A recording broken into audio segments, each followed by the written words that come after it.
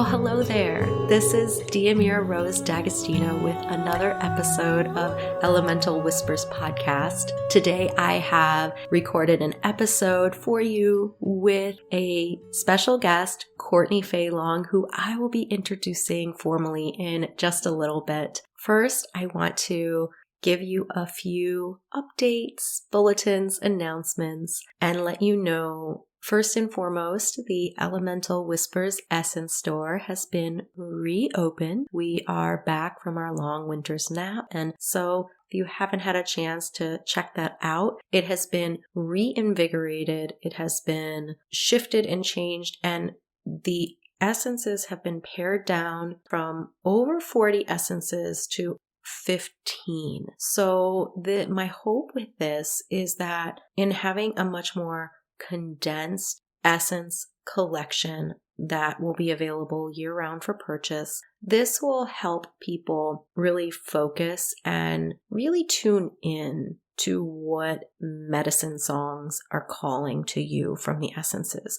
And what I mean is sometimes when we have so many options, especially if we are just starting out working with these sacred vibrational medicines, we may not really know which one is the best for us. You can select essences intuitively. You just have to trust yourself. And I feel that giving you a smaller, tighter, more refined selection is going to really help with that. These essences are a combination of what were the 4 original collections that I had. And so there are dragons, there are elven and fairy energies, there are trees and flowers and some sacred places. Throughout the year, I will be offering opportunities to connect and work with other essences, but they'll be within the context of guided journeys and group containers and any other creative, magical way that comes forward to share these sacred medicines with you. So that is a very exciting piece. And then the other one, if you are on my email list, then you know I have opened up my calendar for one-on-one sessions, working in a very specific way with your astrology chart. And I'm calling them New Avalon Oracle sessions or New Avalon astrology sessions. And the reason is these are grounded in your natal chart. So we're looking at the astrological energies for you and for your way ahead. However, I also journey you into the heart of New Avalon to be held in the forest and in an inner world temple here while we have our session. So it is really this multidimensional experience. And of course, just based on my own experience and way that I work, I am grounding what I'm sharing with you in the chart and our experience in the chart, while at the same time weaving in all of the wisdom streams that are pouring in to support you. So working with your guardians, guides, and allies, mine as well, that come forward to spin and weave in this sacred dance of holy illumination. Also weaving in different intuitive insights and psychic and clairvoyant information that pours into the sacred space that we create together. After we complete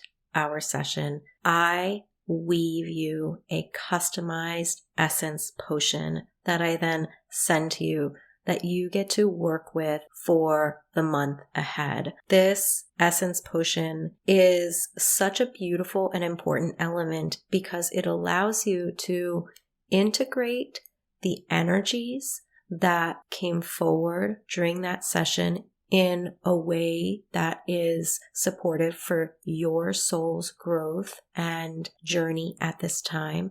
it also helps you begin to move forward with those energies that we talked about. And then a special added bonus or gift is that you can continue to journey and sit within the inner temple of New Avalon during this time period of 4 to 6 weeks as you work with your Essence Potion formula. So it's this multi-dimensional and multi-pronged approach to really support you on your path ahead, to feel clear, to feel affirmed, sometimes to have somebody witness and reflect your deepest truth that you already knew deep within yourself. But reflecting that to you and feeling that wash over you is somehow this reverberating, holographic, magical moment that feels like an embrace from the universe that lets you know you got this. You're not alone. And here are some tools. Here are some insights for how you can navigate the energies that are arising within you and in your world. So these are only being offered at this time if you are on my email list. However, I am enjoying working with you all in this way so much that I feel this may become a regular offering. And so keep an eye out, because soon I think I will add this to my website and it'll just be available under offerings as one-on-one work. So I want to welcome you to Aquarius season. I want to wish you a happy new moon and new lunar cycle. And this new moon in Aquarius is also lunar Imbolc. Imbolc is one of the 8 high holy days that connect us to the dance between the sun and the earth. So as we trace the sun's journey of growing light and then decreasing light, we experience these gateways or portals that I call high holy days. And of course, many people are familiar with the 2 equinoxes and the 2 solstices. Those are 4 of the 8 high holy days, and they form a cross if you were to plot them along the wheel of the year. In between each of those, there is a cross quarter point, but there usually is a portal of time. It's a window. It's not a point. These windows. So for Imbolc, that begins on the new moon in Aquarius. And then, of course, that portal will extend to when the sun is at 15 degrees of Aquarius. And Imbolc is the time of year where we have that beautiful initial spark of light that is said to begin to melt the snow and ice that is perhaps on the ground, begin to melt the snow and ice that has kind of filled our consciousness and allowed us to tuck in and hibernate for a long winter's nap. This is the creative spark of inspiration. And of course, we have the modern day holiday here in the United States of Groundhog Day, but that actually connects to much more ancient indigenous traditions that felt that the badger or the bear or any number of these other creatures, in this case a groundhog, that tend to burrow in for the winter. It was said that if they emerged and they saw their shadow, then that would have meant that they had not wrestled and integrated the shadow enough during their underworld journey, which we consider the winter time, a time for that deepening into the dream time, the underworld, the inner world of our own beings and of spirit. So that shadow is inviting us to come into harmony with it. And the way that it was determined and measured, if we had done that, if we had done our shadow work enough to be able to face the light and move forward in our lives, then we would not see the shadow as we emerge. And so that's where that tradition comes from, which I feel is so, so beautiful. And then something else that I really love is the other animal this particular high holy day is connected to is the serpent. These beings too were said to rise from the ground around this time. And so the idea was that you wanted to be able to witness the serpent rising. To me, this is just this beautiful image that evokes the idea of energy, the kundalini, the creative life force fire rising from the ground. Bridget is one of the goddesses connected to this time, to the time of Imbolc. Obviously, I'm speaking from a Celtic perspective, but she was a goddess that most know as being connected to the cow, but she was also connected to the swan and the serpent.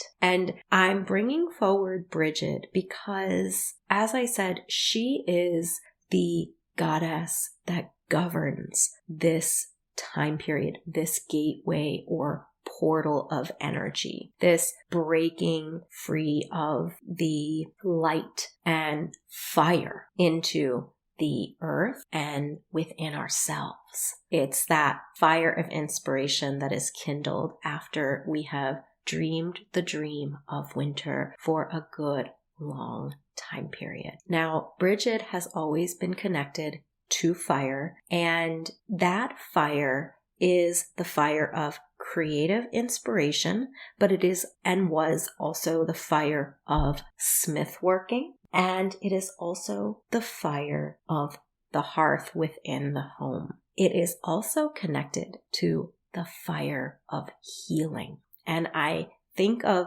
healing as that inner life force within, that beautiful, sacred sexual energy that rises up from within us, that is also rising in the earth. The earth has her own energy system, her own Kundalini life force energy that was at one point a very sacred practice to come into deep relationship with the earth's sexual life force energy. So why am I bringing forward all of these pieces together? Well, aside from the fact that we are in Imbolc, but also this is a perfect way to introduce my beautiful guest today, Courtney Fae Long. Courtney Fae Long is the creator of Mariposa Sacred Sexuality and the 4-Step Glow System. She is an international speaker and best-selling author who has been teaching for 24 years with 14 years as a sexuality educator. Courtney holds a master's degree in social work and a bachelor's degree in psychology from the University of Michigan. She is also a certified hypnotherapist, certified transformational life coach, spiritual coach, Reiki master energy healer, intuitive and neurolinguistic programming practitioner. She specializes in helping women who are highly sexual, highly sensitive, and highly spiritual to light their sexual fire and embody their glow so they can be highly abundant and uplevel their business, career, love life, sex life, and money flow. Courtney resides in Scottsdale, Arizona. She has an online school, certification program, and teaches in-person retreats. And I will link to all the ways you can connect to her in the show notes.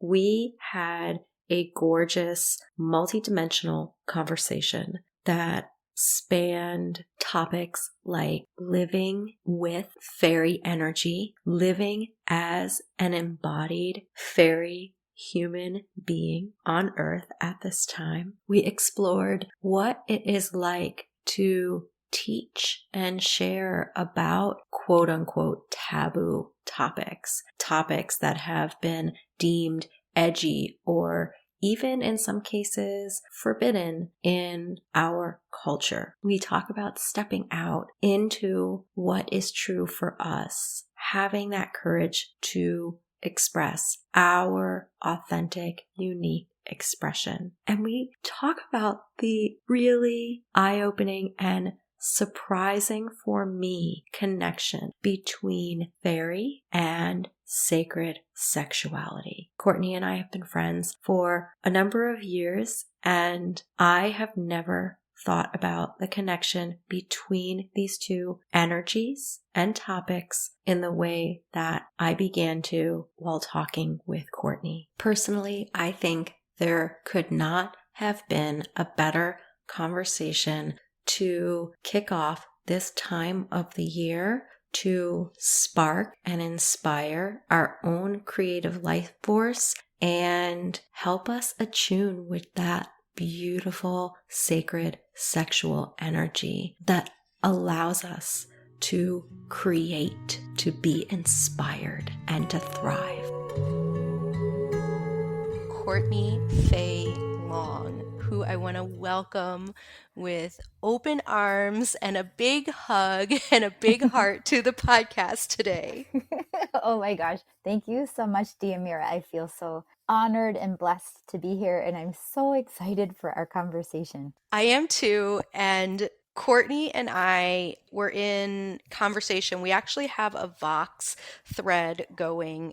She and I meet regularly, probably once a month, and we have been meeting since almost 2018, and we'll talk about how we met in just a moment. But we have this Vox thread going where we talk and chat and do voice notes to each other in between our monthly Zoom meetings. And we were having this really beautiful and deep conversation as per usual.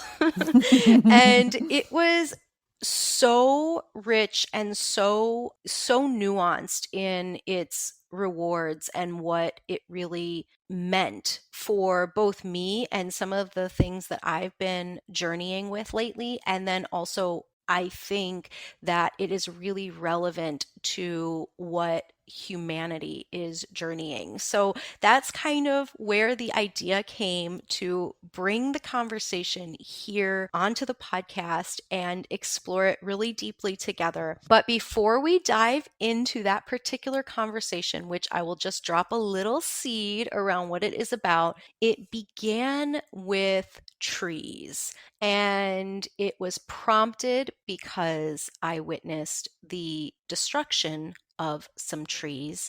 And that led us on this really amazing journey talking about all of the implications of disaster, man-made, human-made, what our relationship as humans who are working in communication with the spirits of the land, what that means for us and what it invites us to get clear about within ourselves, and as well as what kind of actions we can take. So all of this is what we are going to be having in store for you all later. But before we do, I want to introduce you to Courtney the way that I know her. So Courtney and I met in 2018. And we met because both of us were invited to be speakers and presenters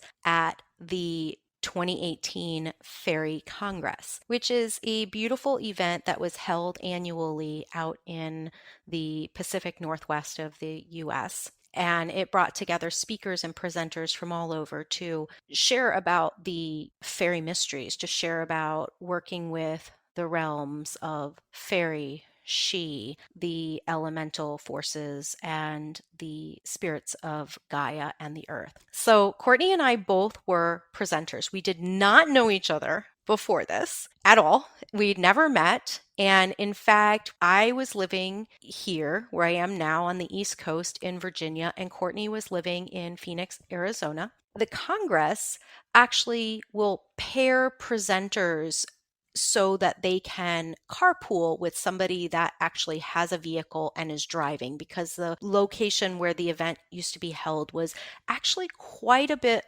away from Seattle. I don't know if it was it was several hours drive. And so you really needed a car to get there. And this was just a way to, reduce cars going back and forth and also reduce costs and those sorts of things. So they paired Courtney and I with another person who was attending, but not a presenter. So the first time Courtney and I connected, we had a phone conversation to just talk logistics, coordinate, where we were going to meet, this, that, and the other.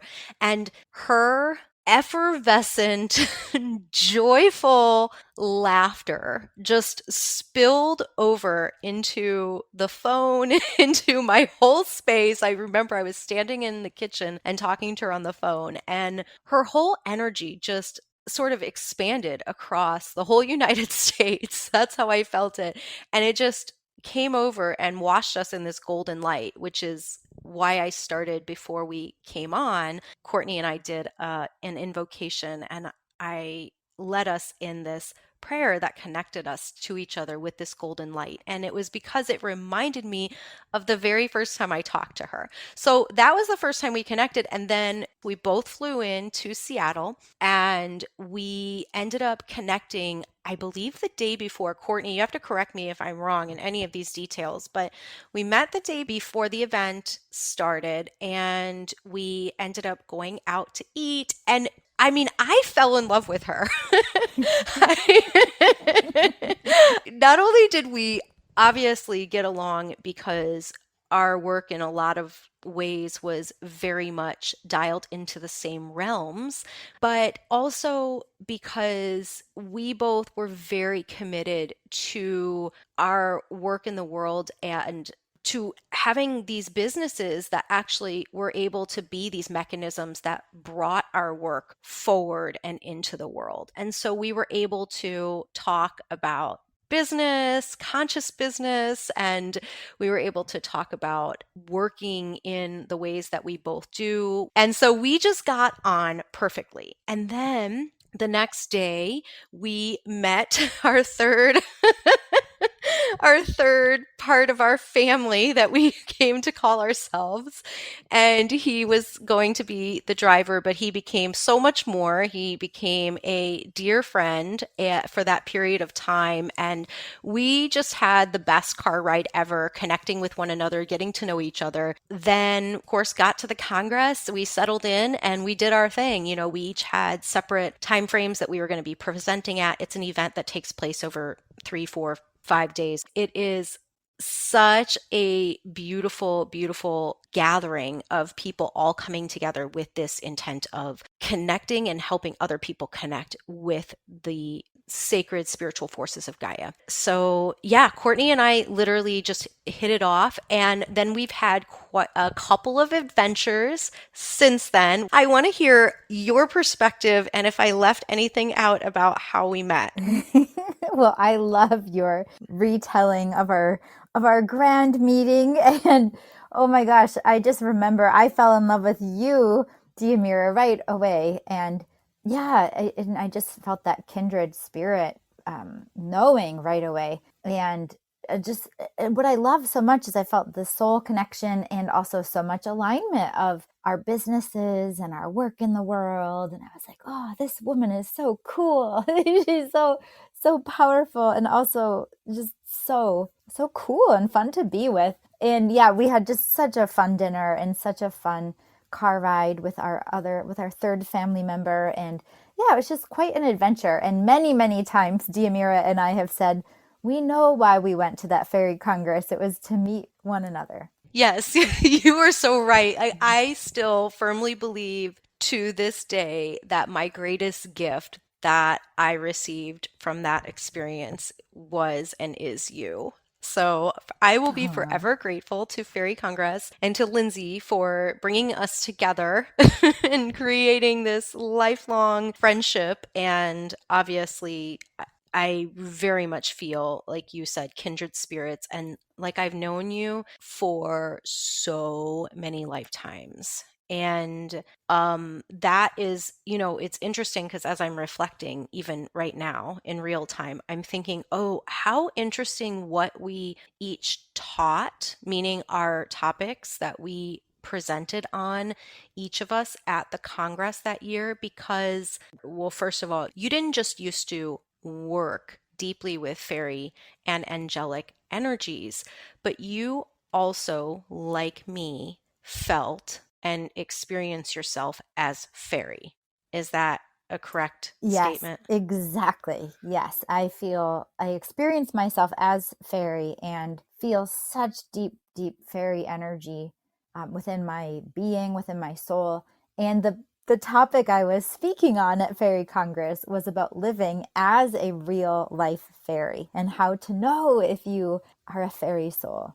Yes. So, and that's why I have this big smile on my face right now because I'm thinking that, oh my goodness, like you were so, to me, so brave to be so out there with that. Because as much as I had been teaching about fairy for 10 plus years, the one piece that I always held back, that I almost never shared, certainly not publicly, was the fact that I was fairy. And I always just would leave that out or would make it a non statement or just never go into it. I never shared about it. And it wasn't until I think a couple years after we met that I finally came out of the fairy closet, so to speak, and I began sharing more openly. And of course, last year I released the book, which was about my fairy soul awakening. And so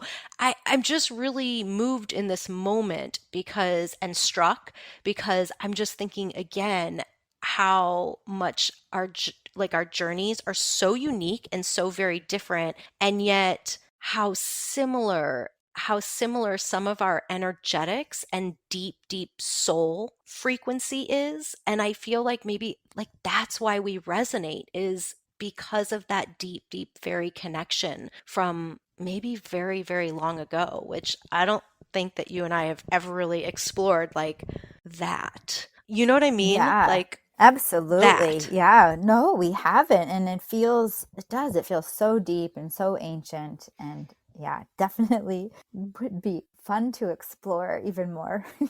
I know. I'm like, how did I forget that you taught about that at Fairy Congress? Like, this is again. I don't know if I'm impressing this to either you or the people who are listening, but I actually didn't think about the topic of presentation until just now. We're talking about it, and now I'm thinking about it, and I'm like having that moment of, oh my God, it feels somehow like a full circle moment of, yeah, you teaching about that, and now I'm like coming out about that, so to speak. So before I mention, because this is the other interesting full circle moment, I taught two classes. One was the Holy Grail, and then the second one was Mysteries of the Trees. And of course, this conversation that we're having today was brought to you brought to all of you by the trees. Like they got us together.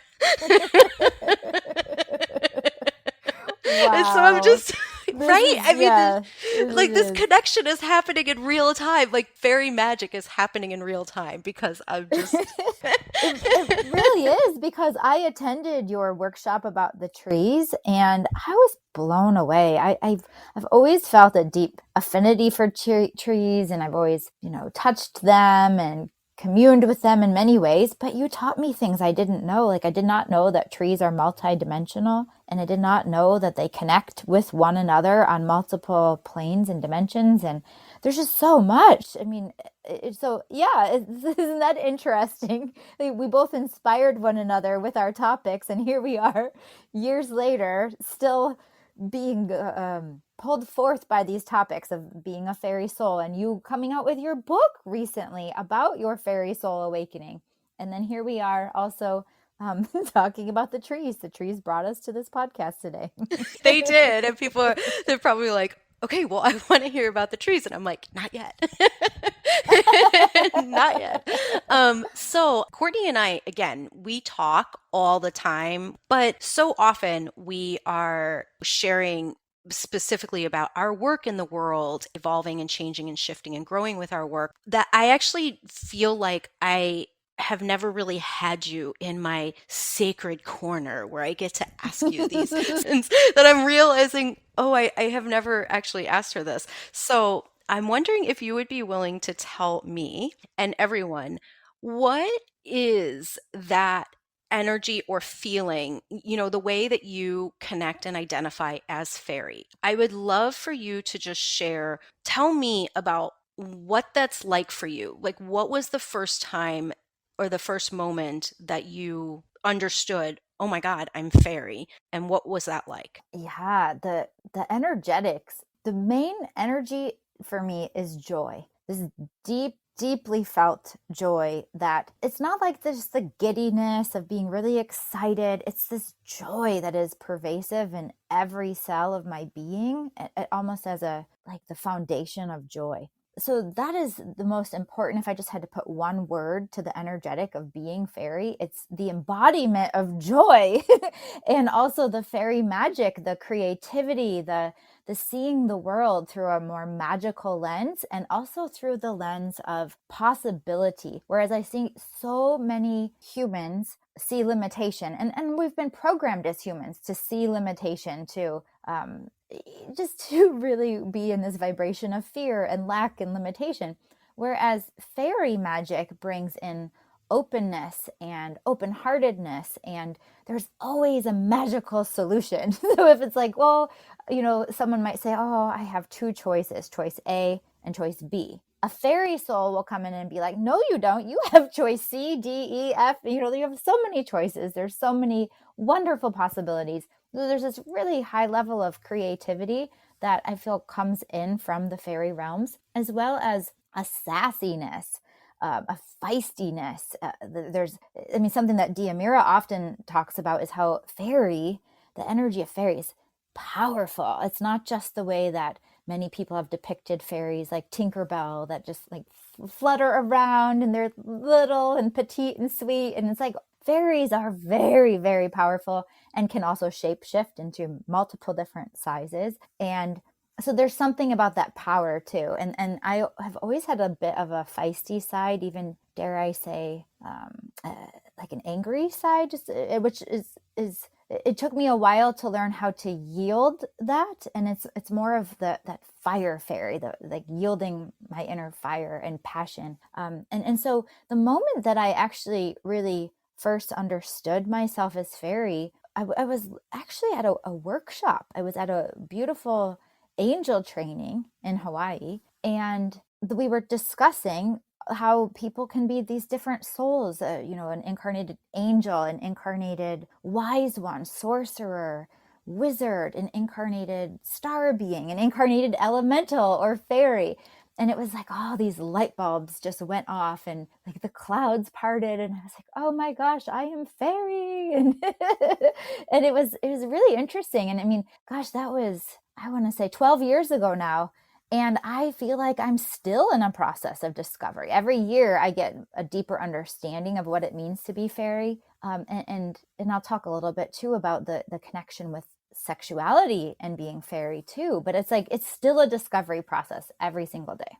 Many things struck me about what you just said. And I've never heard you talk about it in the fullness of how you just described it. And one of those pieces that I am really, really just in this moment feeling so deeply identified with is the way that you talked about seeing the multiple possibilities for any moment in time or any person. Like you compared it to seeing they see possibility A or B. And you're like, no, but there's C, D, E, F, and G. And I have often felt this experience of being almost in this multifaceted prism, like a rainbow prism, a holographic field where I can view almost the way insects in the movies, how they show us how insects see with all those little windows,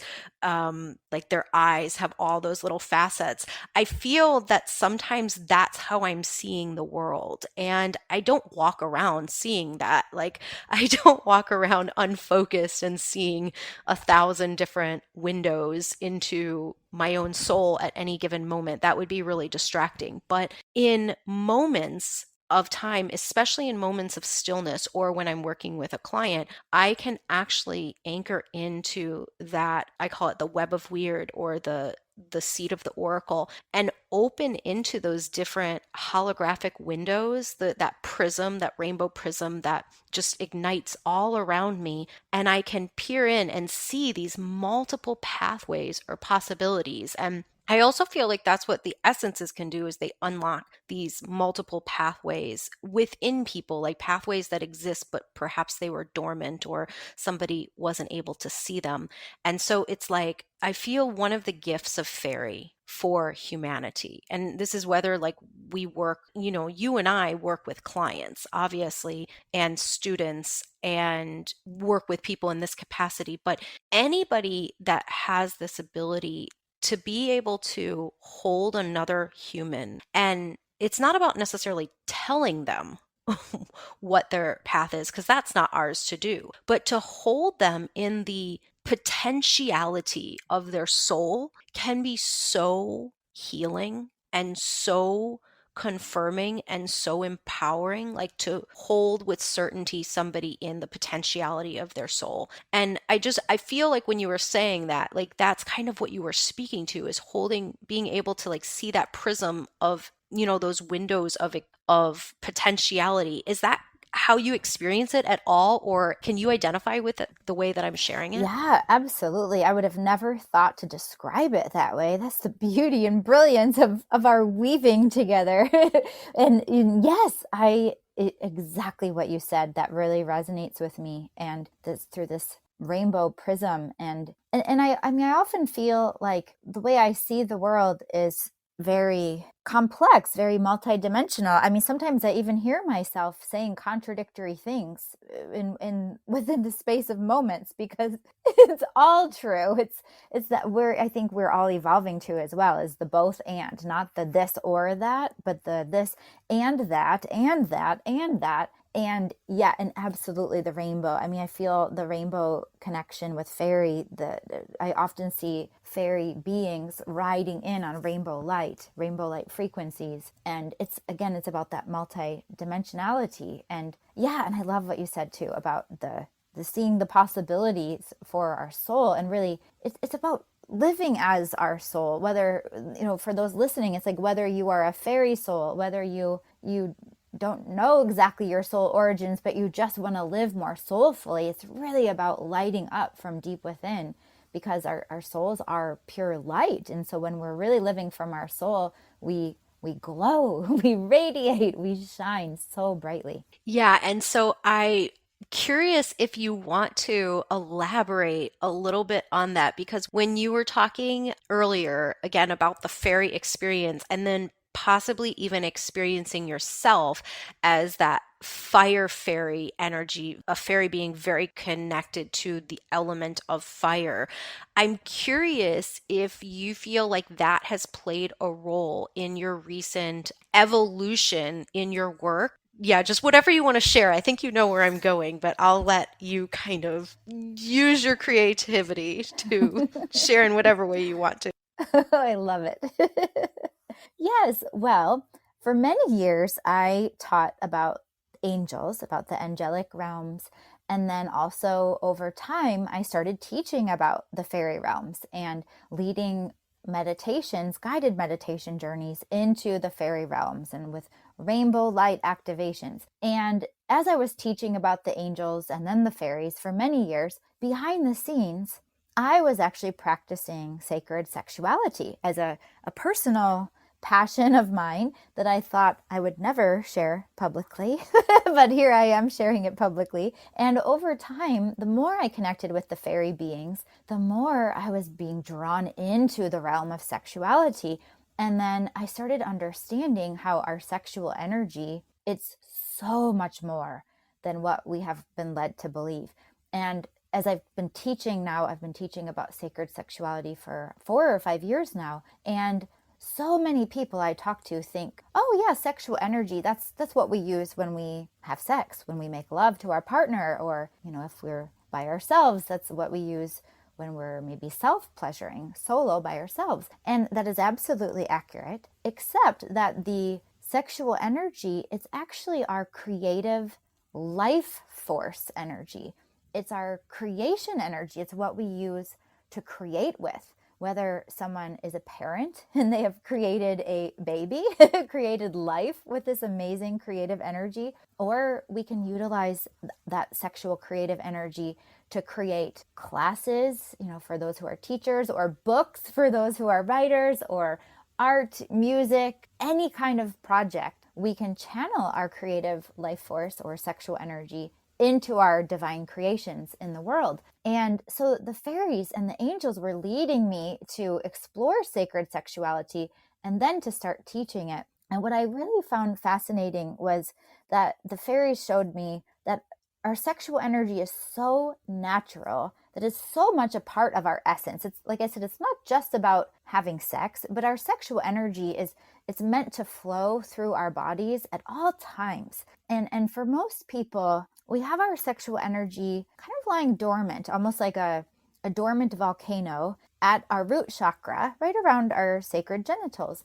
And for most people, like even when they engage in sexual pleasure, they feel a lot of pleasure in that area, in the genital area, in the root chakra. Yet ideally, when we work with our sexual fire, and I'll share a little bit more about that too, we learn how to cultivate this fire energy from our root chakra and move it up the entire body so that it actually fills our body all the way to the crown chakra, all the way out into our energy field, that it fills our body with this radiant light that essentially is the light of our soul. Because our like I said, our sexual energy is our creation energy. But another way I like to say it is that our sexual energy is our soul essence flowing through the physical body. So not only is sexual, I'll say it this way, not only is sexuality spiritual, but our sexual energy is our soul essence flowing through the physical body and the energy field. So it's really mind-blowing the more I've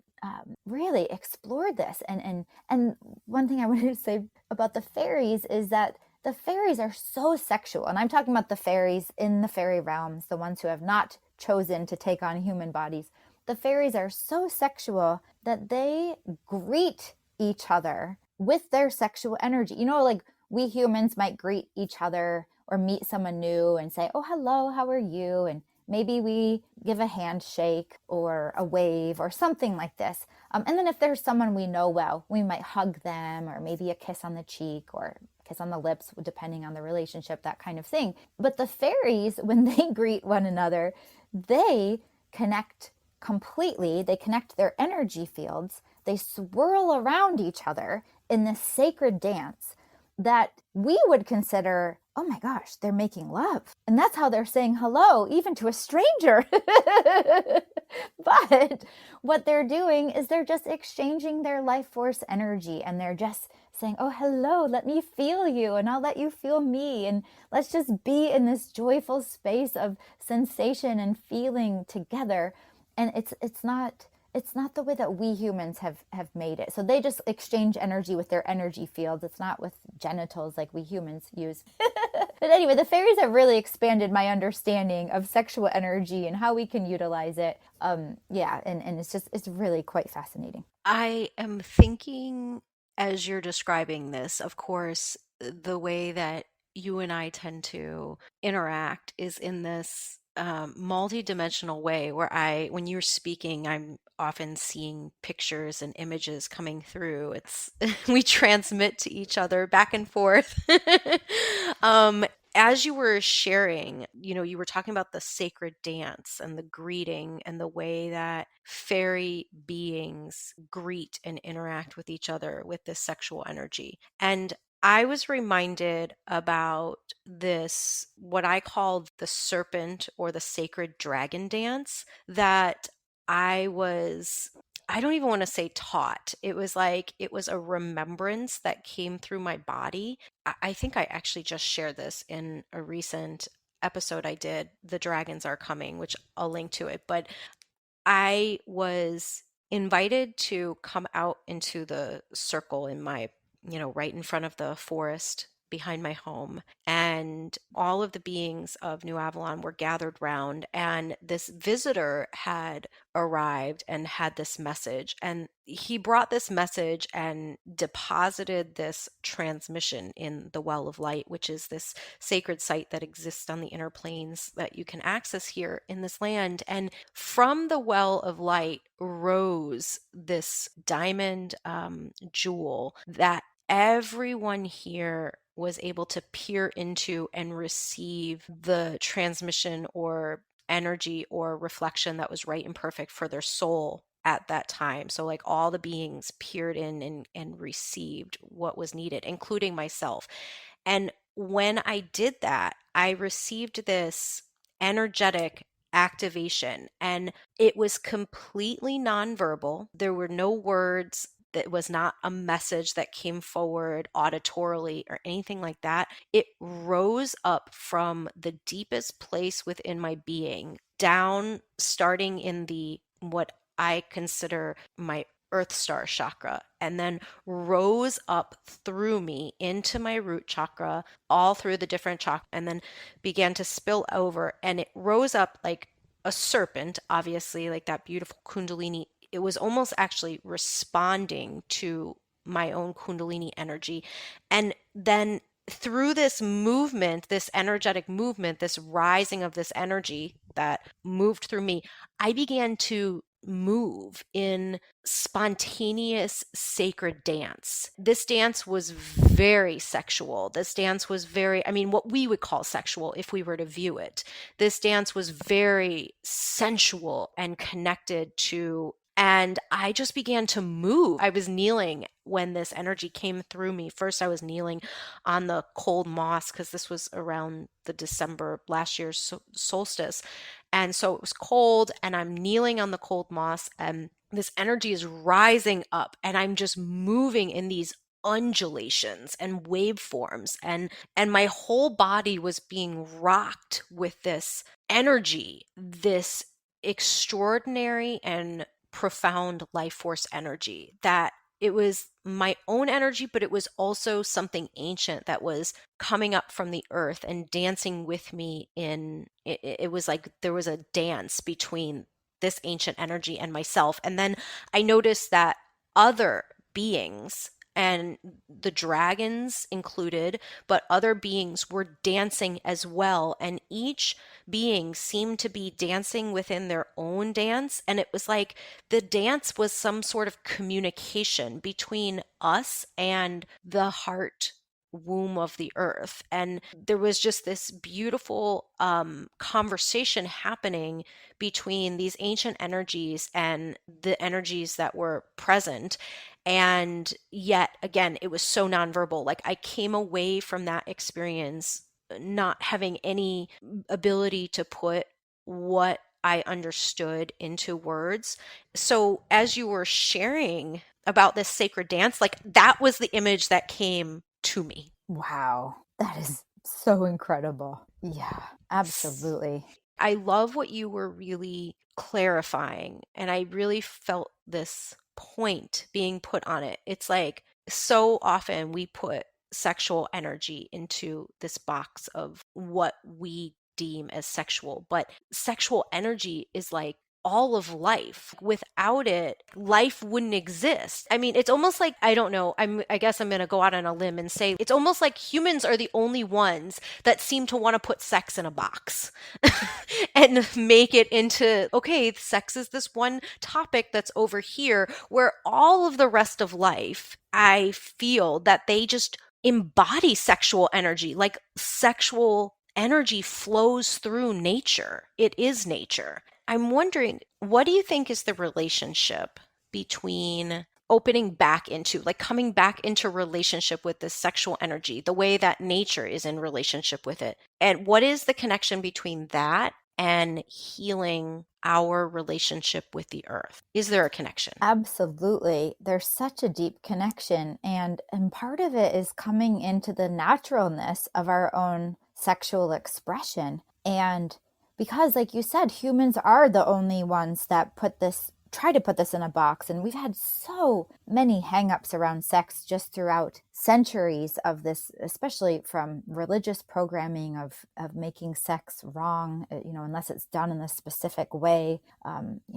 within marriage for the purpose of procreation. And there's just been so many really harmful messages that have taught us to fear our sexual energy. And certainly not just fear, but also shame, just feeling bad about ourselves for being sexual or for having sexual desire, or shame around masturbation, around self-pleasure, shame for wanting to make love. I mean, there's all kinds of things, that we deal with as humans on a subconscious level, the guilt, the shame, fear of our own sexual energy, which relates to fear of our own power, fear of that fiery passion within us.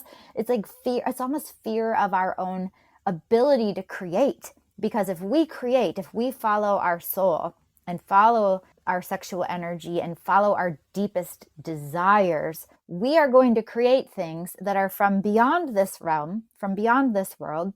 We're going to be in our power, and we're not going to be controllable. We're not going to be able to follow the masses and just do what we're supposed to do, what, kind of the powers that be want us to do. We're going to actually really think for ourselves and create and express and fully be in our power. And so part of this is just about reconnecting with our own body. And as we reconnect with our own body and feel the naturalness of our sexual energy and the naturalness of our sexual desire, it really is about returning to the earth, returning to our naturalness. And what's coming to me is the connection that even our bodies have with the elements of the earth. That if you think of our physical body as more of the earth substance, then we've got water flowing through our body, like the waterfalls or the rivers or the oceans.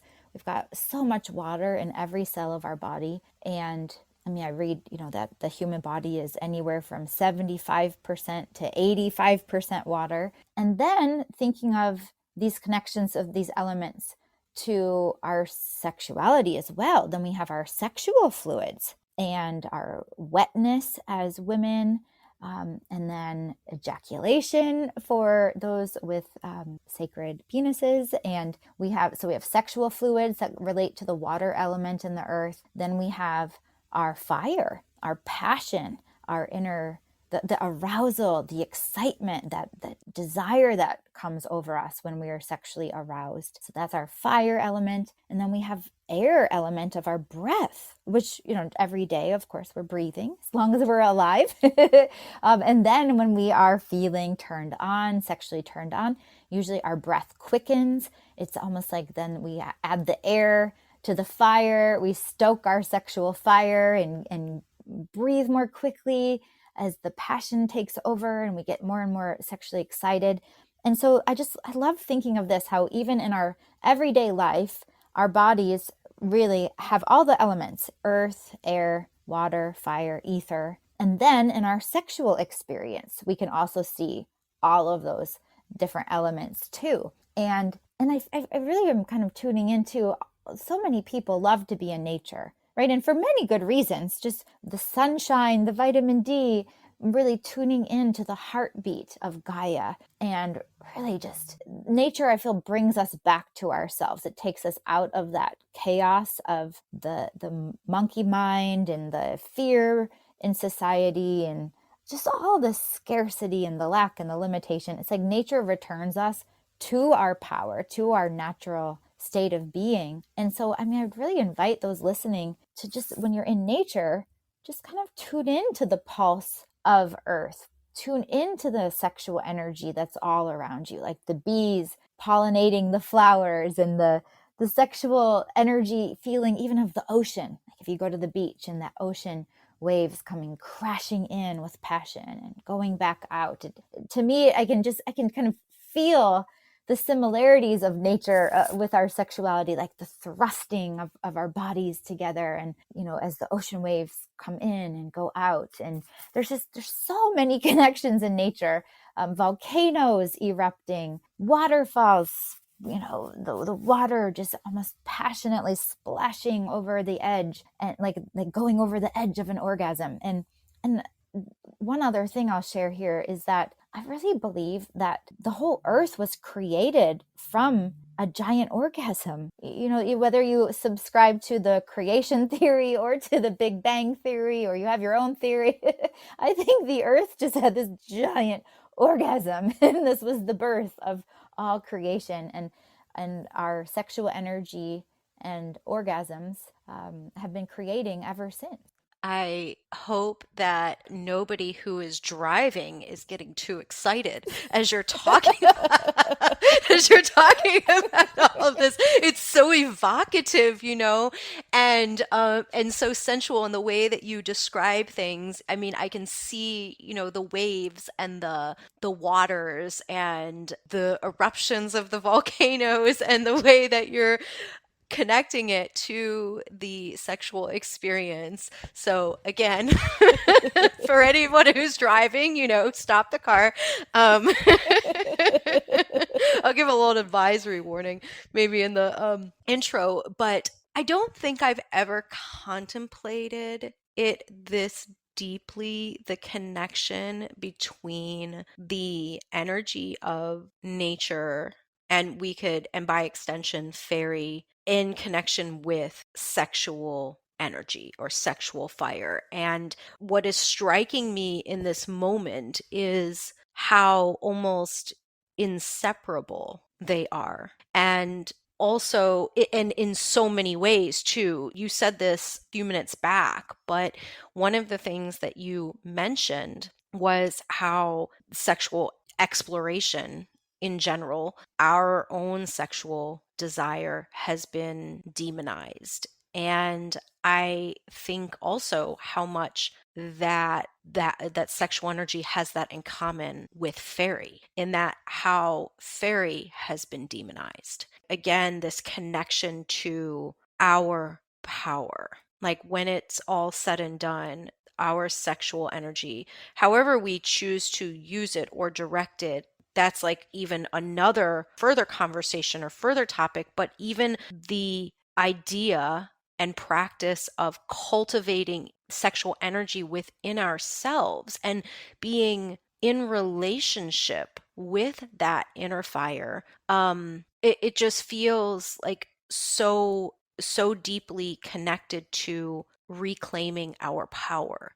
And I often see us opening into and remembering our relationship with fairy, both fairy within us by blood and spirit, but also fairy in the land, and how that is also, to me, a reclamation of our power. And I think about how, the early church has spent so much time, a huge propaganda marketing campaign to really not only demonize, but to what I would call disappear the fairy beliefs and disappear the people's connection to the earth.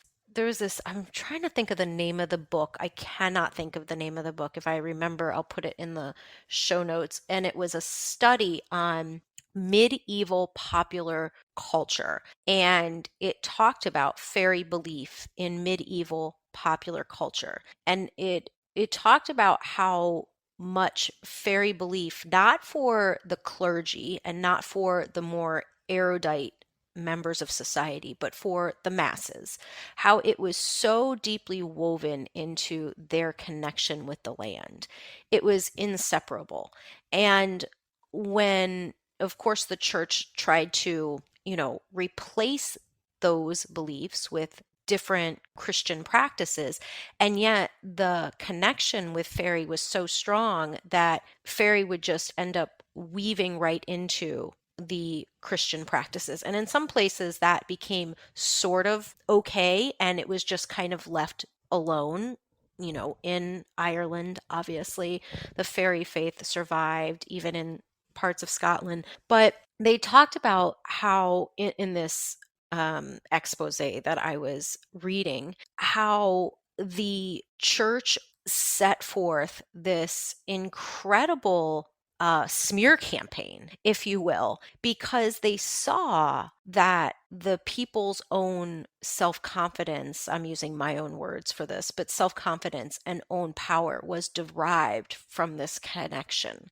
And so what I find fascinating is that there's like two thoughts that are like coming into my head. And one is that with Faery in particular, I have always found it fascinating that similar to anything sexual, similar to even the topic of the feminine in general, Faery was demonized, but they took it even a step further. It was so successful of a campaign that Faery, yes, in many ways ended up being demonized, but it wasn't only demonized, it was what I call disappeared.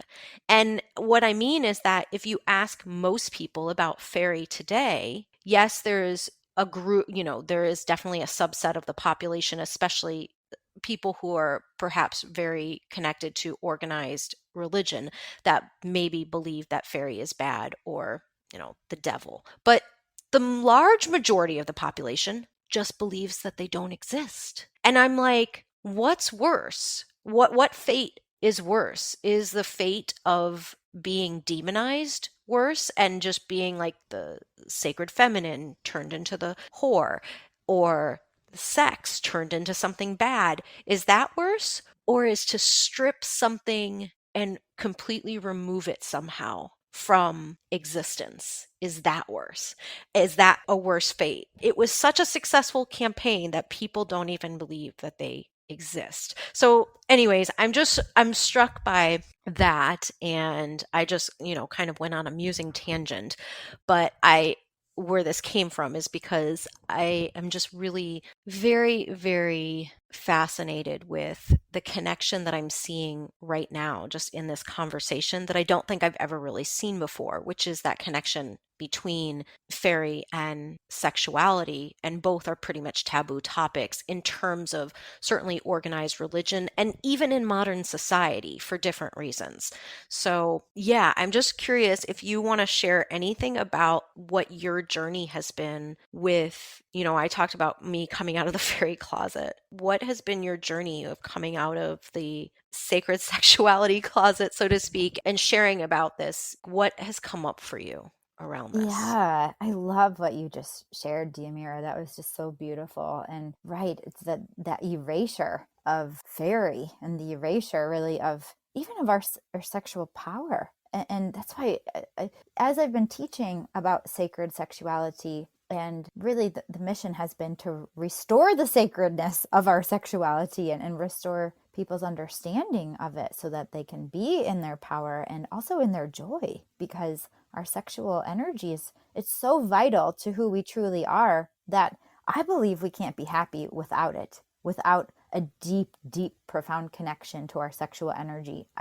And even there's studies that actually have indicated that even regular sex, not necessarily sex that someone considers sacred, but just like, people studying people having regular sex once a week or more, people rate themselves as happier than people who have sex less frequently. So once a week or more is kind of the magic number that links to increased happiness, which is pretty cool.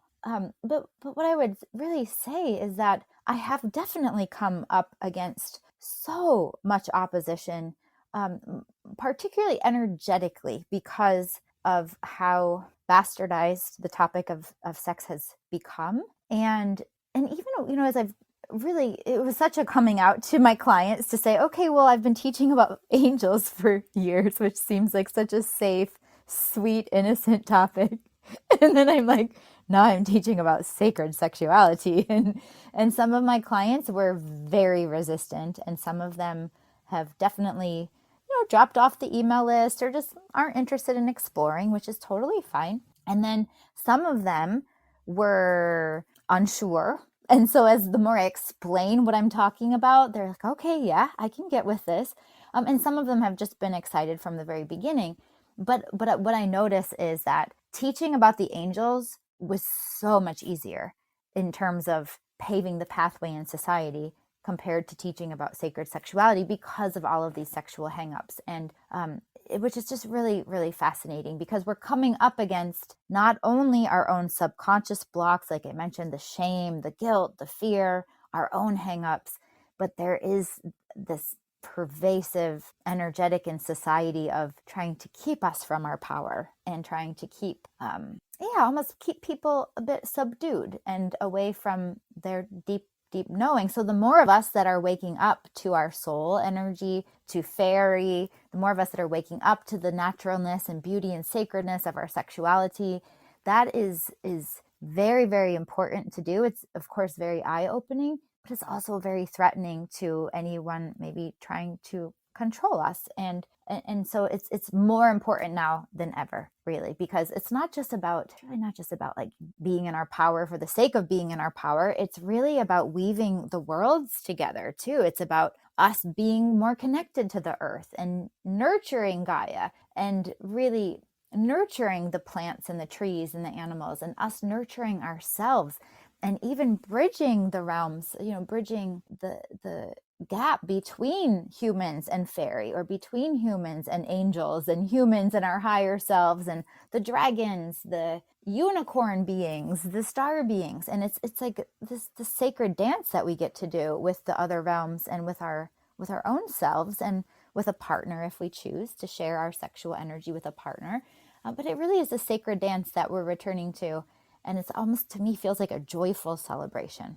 One thing that I did want you to just elaborate on before we go into the trees, you mentioned at the beginning, when you were talking, you said the topic of sex or sexual teachings has become. Can you just talk a little bit more about that? Yeah, definitely. And the first thing that comes to mind is that we're all sexual beings. It's natural for us to be sexual. We all are capable of sexual desire. All people of all genders are capable of multiple orgasms, although an orgasm is not necessary in a sexual experience. It's sometimes a nice bonus or a nice release of energy. But we're all sexual beings, and it's natural for us to be sexual. But women in particular have dealt with a lot around their sexuality. I mean, of course, a lot of sexual abuse and manipulation in that area, as well as slut shaming and just name calling. This general mentality in society that if a woman is sexual, or if she's too sexual, that somehow she's a slut, or somehow that's wrong. Whereas we've had such a double standard where men are encouraged to be sexual and encouraged to masturbate. And this is such a huge generalization. This doesn't speak for everyone's experience by any means. It's just this sense of women are sexual. Women are actually naturally highly sexual beings, and as are men, all genders. And so it's really important for us to just tune into our own sense of self and to what feels natural to us, and to not compare or measure that against what we have been taught by anyone external to us, whether it's religion, whether it's parents, school, any kind of teachings. And in fact, most people have not had wonderful sexuality teachings to begin with. So there's also quite a lack of education, as well as miseducation out there around sexuality. So yeah, just bastardized in terms of the energy of sex being seen as dirty, bad, wrong, shameful, it's really been out of control.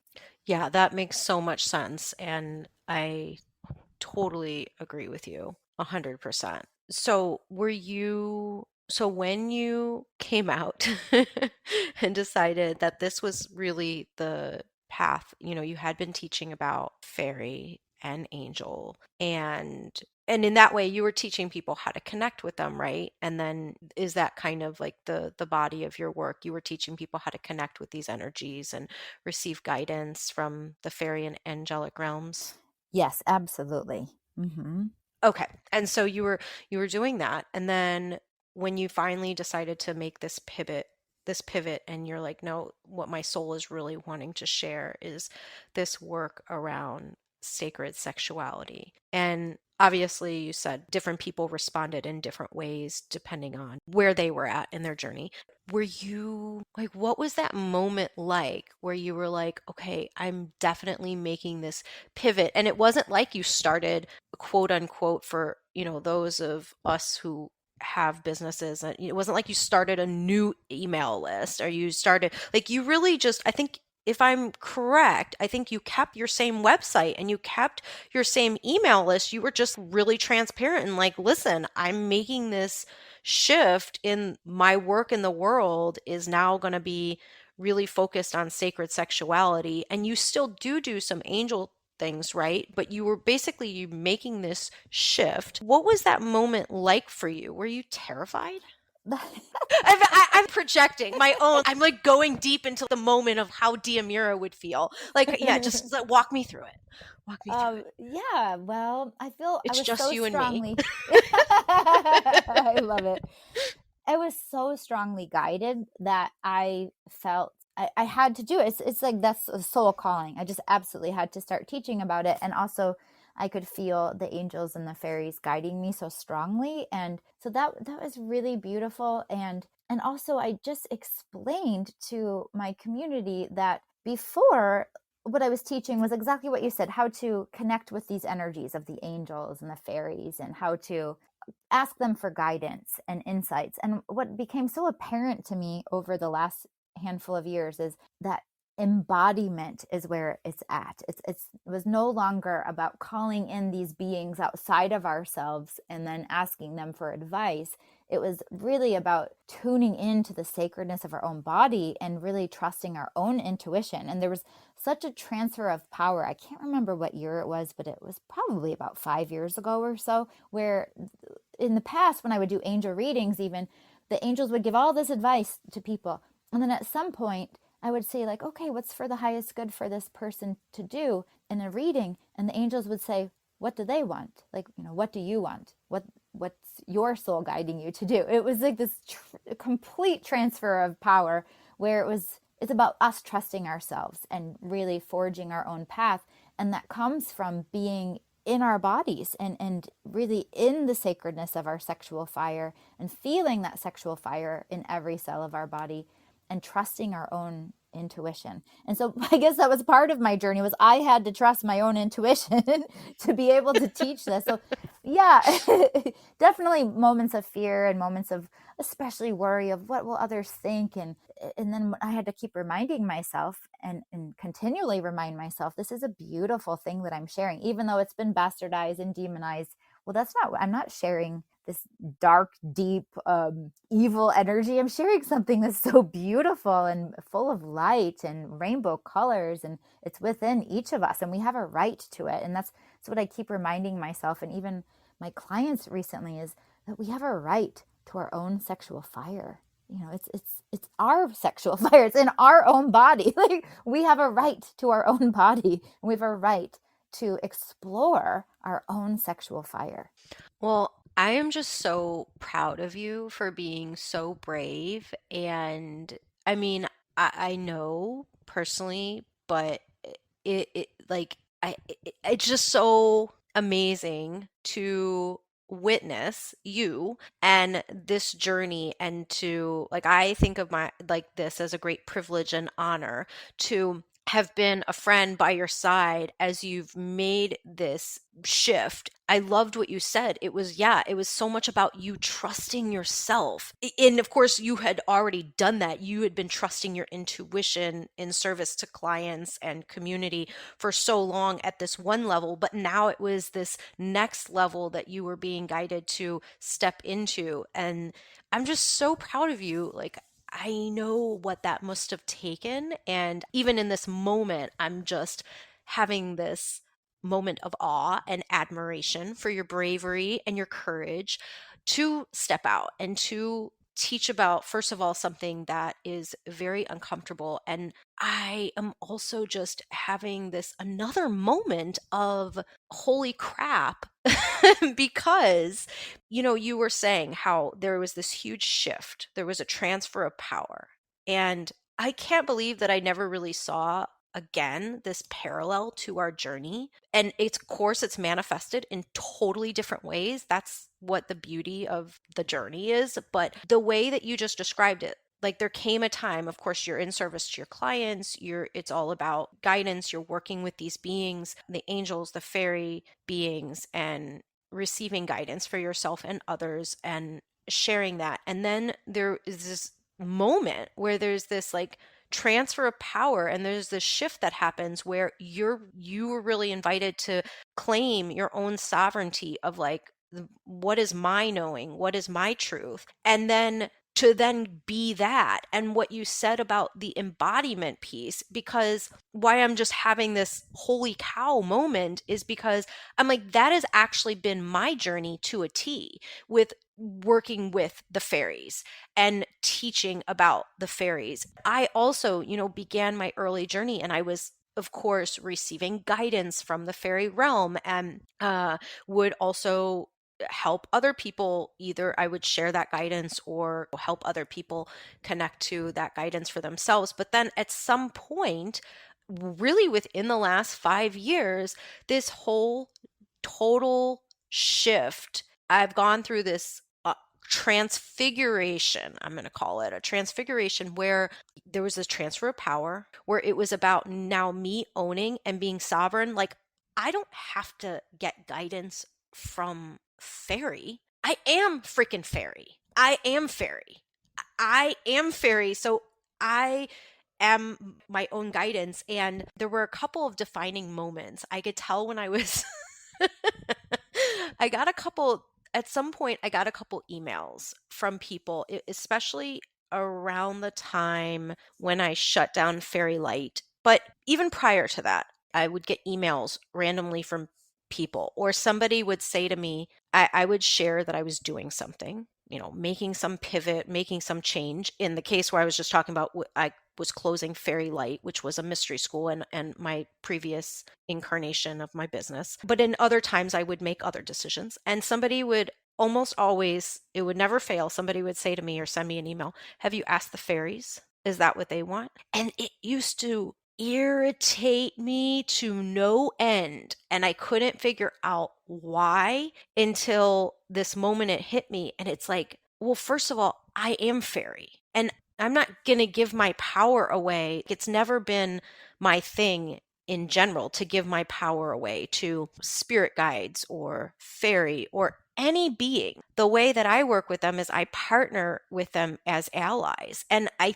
always have, but there was this moment where it was so anchored within me that it was like, no, I don't need to ask them.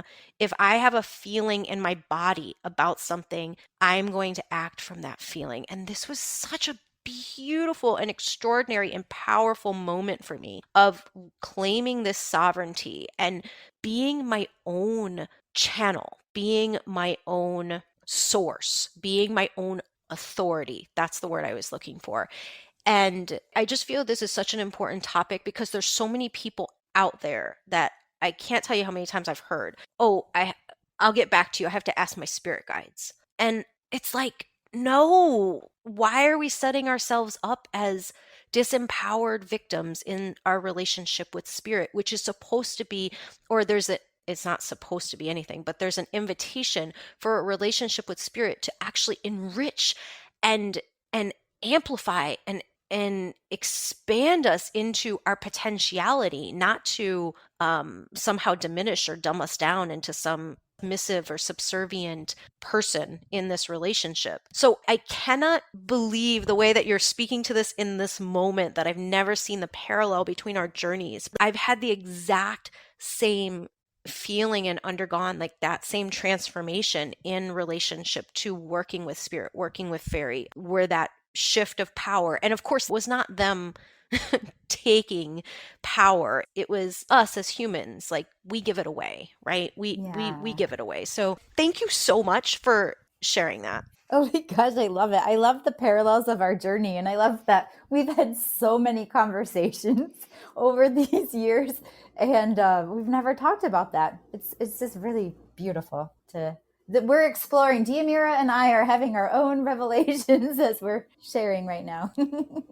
So we're coming to our time because we have gotten obviously just so deep down one of our Courtney and Diamira rabbit holes, and it's been amazing. So I want to briefly touch on really quickly. I think we have about 10 minutes. Is that about right, Yeah, Courtney? that's perfect. Yes. Okay. So I want to briefly touch on the tree thing because I feel like it's a full circle experience. So the other day I was walking in my neighborhood and down a street. I mean, there's like 5 houses on the street because we live pretty much in the mountains in the forest. But one of the neighbors was having quite a few trees cut down. And as I walked by, I saw this and I felt shock. I felt confusion. On one hand, I was aware that we had just recently had a windstorm. I did know that a couple of trees were down, but the amount that they were cutting down was concerning for me. And also, I'm aware of boundaries and property and all of this. And so, this is a very nuanced conversation, but as I walked by, I could feel the tree spirits and I could just feel the tree spirits and I could feel the overarching deva of that particular plot of that forest patch. And I was so overcome with these emotions that I was having a hard time getting clarity on what I should do, if I should do something, and I just couldn't figure anything out. So in this moment, I voxed Courtney and I shared with her in real time this conflict that I was having. And it was multi-layered, the conflict. Part of it was because obviously I was emotional and we're never going to get a clear plan of action from a really overwhelmed or emotional space. And of course, the emotion is absolutely perfect. It's meant to be felt. It's just, we're not necessarily really always meant to take action from that place. And then I had also brought in the whole idea that, but sometimes it is that anger, it is that gush of emotion that does finally get us to take action in whatever, area of our life there is. And so there was that piece that I was struggling with, but then there was also the piece of, do I intervene in any way? And by intervening, I'm not talking about stopping. Again, what was happening. This is this person's property. I respect that very much. And so it wasn't about that, but intervene in that. Do I work with the tree spirits to help them in some way transition, to shift into their next experience, this, that, and the other? And so I was, again, awash with all of these emotions. And also on my way back, I decided to stop and ask the man who was doing the cutting of the trees. And I asked him, like, hey, are these trees, are they diseased? I know that we have a couple of tree diseases around here. And he was like, I don't know. I think a couple of them were dying, he said, but I think she just didn't want trees in her front yard. Or she didn't want so many trees in her front yard. He said, I can understand it. Trees are kind of a pain in the butt for me too in my front yard. And he went on. He was a jolly fellow. He was a really nice man. And yet, after receiving that information, I walked away and I just felt this overwhelming sense of despair. Number one, I was upset because I'm thinking, oh, gosh, like, is this really the consciousness of humanity? Just, not really having that connection or relationship to even be able to respect that these are beings. That was one. And two, his comment about, well, trees are a pain in the butt. I don't really want them in my front yard. And I had this reaction like, well, ever think maybe you're a pain in the butt and the trees don't want you there either. But so I had this moment, but most of all, I was upset with myself because I didn't even say anything to him. So, anyways, I brought this up to Courtney and I just was so curious about what her perspective was on this. And then what did you say to me? Yeah. Well, oh my gosh, I am trying to remember exactly what I said, but at the same time, let me see, I think I can access it. Because at the same time that I was listening to your message, dear Mira, I was having an experience with trees in Florida. Yes, It exactly. was The really, hurricane. right. Yes, the hurricane. Exactly. Yes. So I had arrived in Florida and it was a few months after Hurricane Ian, and I was bracing myself for seeing the devastation and the destruction. And there were definitely so many trees down and signs down, and damages to businesses and roofs and you name it. And I was in an area where the hurricane had hit pretty hard. And at first I was feeling a deep sadness, this really deep sadness, just devastation, despair. And then something shifted in me within the next 24 hours. And I started saying, wait a minute, 95 to 98% of everything is still standing. Like, even with the trees down, the buildings are still standing, trees are still standing. And I thought, what if I shift my perspective to what is still standing? And then I could also feel from the land that the land was okay. The trees were okay. It was a hurricane. It was destructive. But I was putting my own human emotions on it and making it sad and full of despair. But the trees were like, it's okay. It's just part of life. It's the cycle of life, right? Sometimes we lose some trees and then some new ones are birthed. And then pretty soon after that, I even went to a park in Florida where they had done a prescribed fire to a portion of the forest, for the healing purposes of rejuvenating the land and regenerating new growth. And I was messaging with Diamira on Vox as I was looking at this forest. And so it was this messaging back and forth of, when do we intervene and when do we not? And I was feeling like, for you, Diamira, maybe you just didn't need an intervention in that moment, or so yeah. I'll toss it back to you. Yeah. So there was some time that passed between me sharing this and then Courtney getting back to me with what her thoughts and feelings and, just perspective was on it, which was actually a perfect thing, because in that time, I actually took it upon myself. I sat down in my meditation room and I went into, first of all the feelings that I was feeling around the sadness and the anger and the despair and the being mad at myself that I didn't even just like drop a little seed for the guy, not to change his mind, but just drop that seed of, who knows if, like, hey, oh, maybe the trees are meant to be there, or talking in respect to his own front yard, not in the yard that was a job he was doing, but just to kind of drop a seed. But I didn't say anything. I had clammed up. And so I had to go through some forgiveness of myself for that. And after I went through all of this, I was able to get enough clear mindedness where I was able to go into a journey. I did a journey where I journeyed in to the spirit of the great grandfather oak that is on my land here. And he took me to that land, we like a bird's eye view, and I descended down to that land and I saw the tree spirits mulling about and milling about rather. And as I sat there with them, what struck me is a few things. First of all, what was most important was coming back to my own power and coming back to my own centeredness and not acting from a place of fear, not acting from a place of savior complex, which I realized that I was exhibiting a little bit of. Also self-worth, like, oh, I have these gifts and abilities to be able to communicate with the spirits of nature. Shouldn't I be using these gifts in service to help them?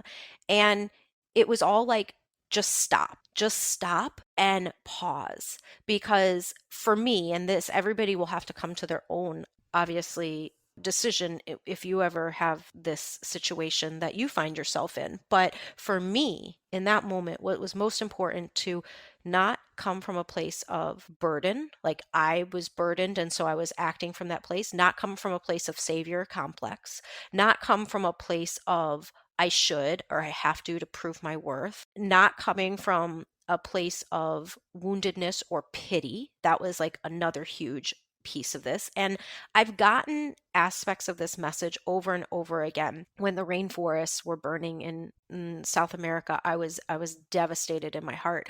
And yet, again, I just keep getting that same confirmation over and over to return to the centeredness. And sure, if there's an inspired action that arises from that deep centered stillness, then absolutely move in that direction.